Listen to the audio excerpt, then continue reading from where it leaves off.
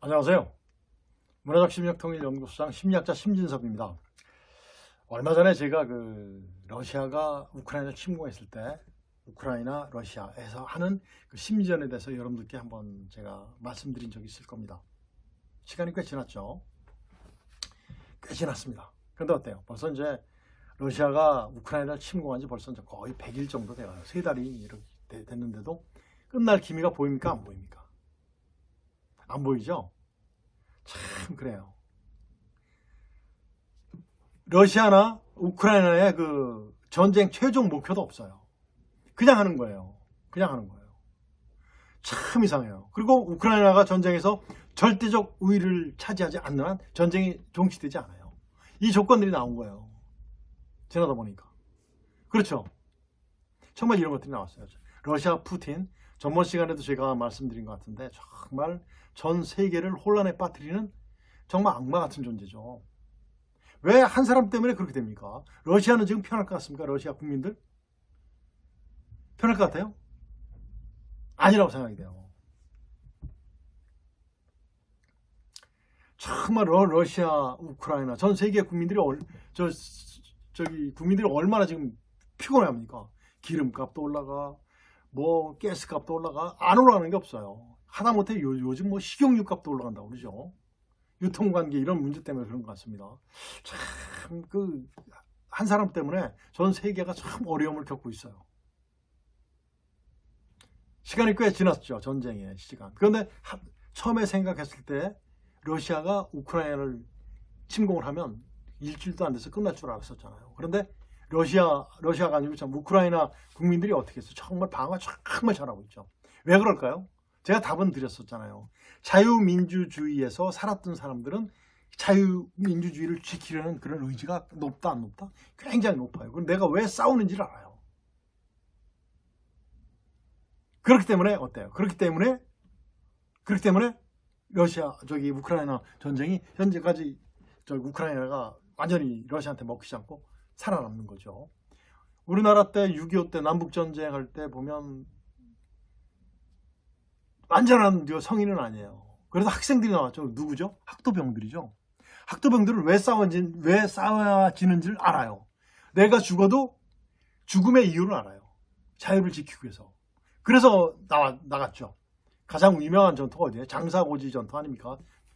경북 영덕에 있는 거기서 이제 우리 학도병들이 보여줬던 그 용맹 이런 것들 애국심은 정말 상상할 수 없을 만큼 큽니다. 마치 우크라이나 국민들이 자유를 지키기 위해서 싸우는 것과 같은 그런 느낌을 받았죠. 그래서 현재 그런 상황이에요. 그런데 최근에 무슨 전쟁이었어요? 미사일로 계속 공격했잖아요. 미사일로 계속 공격을 했는데 건물 같은 거 부서지고 사람들 많이 이렇게 당하죠. 살상을 당하는데 그래도 버텨요. 버티는데 뭐가 나왔었죠? 어떤 전쟁이죠? 보니까 정말 핵을 못 쓰니까 어떤 전쟁이에요? 정말 드론 여러분들 아시잖아요. 드론을 가지고 전쟁을 하고 있었어요. 우크라이나가. 대단하지 않습니까? 정말 우크라이나 이번 러시아와 우크라이나 사이에 드론 전쟁이 아주 흥미를 끌고 있어요. 정말 흥미를 끌고 있죠. 정말. 그래서 보면 전쟁에서 활용되는 드론은 대개 이제 작은 것은 이제 작은 드론에서 거기 이제 개인을 살상할 수 있는, 개인을 죽일 수 있는 그걸 바로 이제 베레탄이라고 그래요. 이런 것들로부터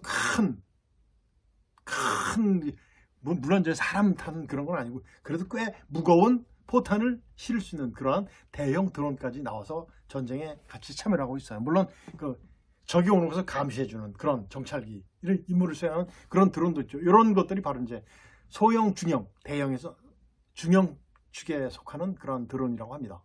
그래서 이런 드론들이 지금도 전쟁에 활용되고 있을 것 같습니다. 러시아는 이제 어떻게 됐어요? 드론을 개발하고 이제 시리아, 우크라이나 이런 전쟁에서 이제 자기들이 만들었던 드론을 굉장히 전술적으로 활용을 했었죠. 그래서 거기서 경험들이 축적됐겠어요, 안 됐겠어요? 많이 축적됐을 겁니다. 그래서 드론 강국이라고 할 수 있죠. 그런데 우크라이나는 어떻습니까? 우크라이나는 2014년도에 크림 전쟁이 종료된 후에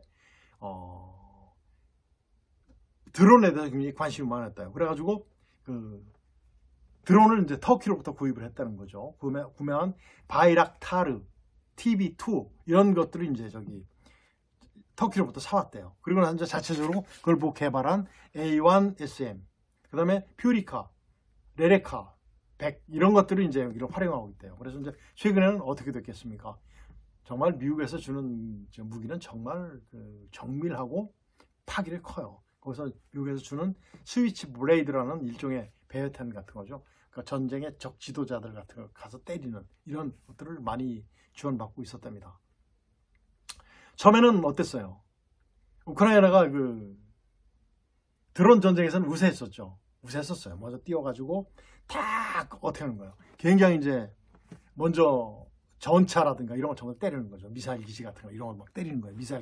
미사일 발사하기 직전 같은 거 이런 거 때리고 그랬었는데 보니까 대량 살상 무기 같은 것이 나오면 정말 세계 언론의 질타를 받으니까 러시아도 드론을 많이 활용을 했어요. 그래가지고 이제 러시아가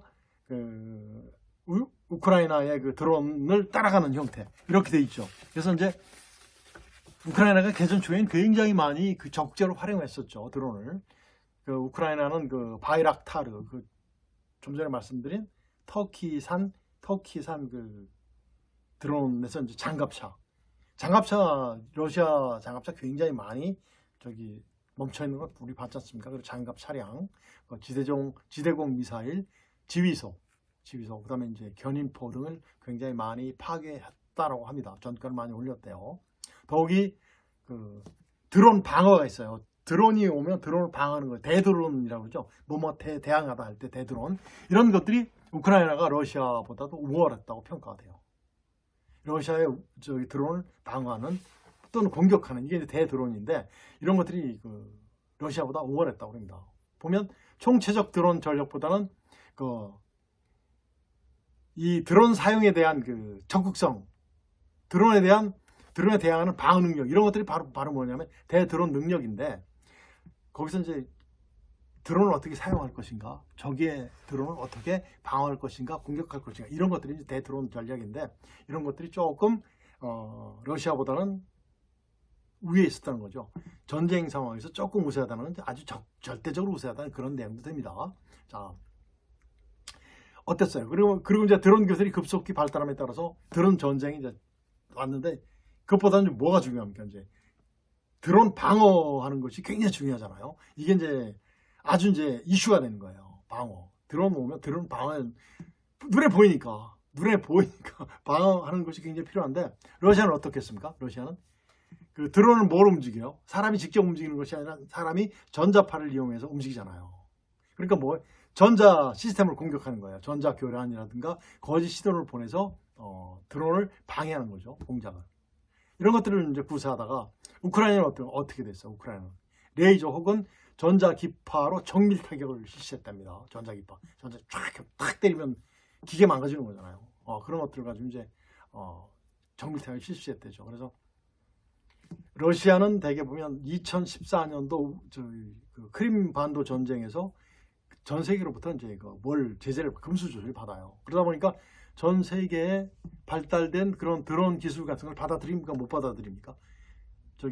많이 못 들어오겠죠. 그러다 보니까 이제 약간 우크라이나보다는 뒤졌던 것 같습니다. 그래서 평도 그래요. 우크라이나가 러시아의 방어 능력보다 강하다 이런 얘기가 있어요. 그런데 드론 방어할 때는 어떤 것이냐면 적의 드론을 이제 적국의 드론을 그러니까 우크라이나 같으면 러시아겠죠. 러시아의 드론이 들어오는 것을 탐지하고 이거는 러시아 드론이다 식별하는 거죠. 탐지 식별해서 무력화하는 거죠.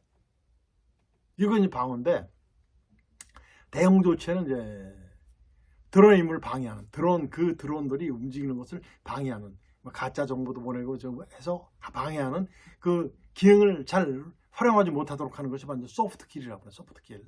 그래서 기계의 모든 조작의 그 시스템에 관계되는 것을 방해해서 못 쓰게 하는 것. 이게 이제 소프트킬이고 아니면 때려버리는 것은 하드킬이라고 해요. 하드킬.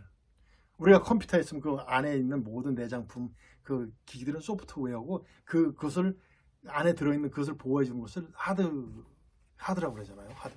하드웨어라고 그러는데 소프트웨어, 하드웨어라고 하는데 마찬가지로 그 기능, 드론이 움직일 수 있는 모든 기능들을 공격하는 것은 소프트킬, 그다음에 드론 자체를 때려버리는 것은 하드킬이라고 합니다. 그렇죠. 이런 것을 봤을 때 우리나라 드론 기술은 어떨 것 같아요?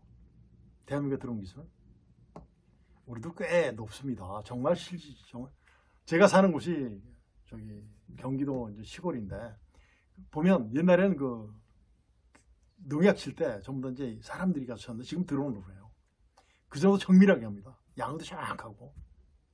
그런데 이제 우리 만일에 이제 드론 방어 기술은 어떻겠습니까? 우리나라도 굉장히 그 중요성을 인식해서 이미 레이더 연동 안티드론 통합, 안티드론은 이제 그 하드 쪽이겠죠. 안티드론 통합 솔루션을 시범 운용 이미 했고 시범도 보였다고 하죠. 그래서 이제 이런 시스템은 레이저의 탐지, 식별 기능과 전파 교란, 소프트 기능이 다 들어가 있는 거죠. 이런 거를 우리는 이미 했었죠.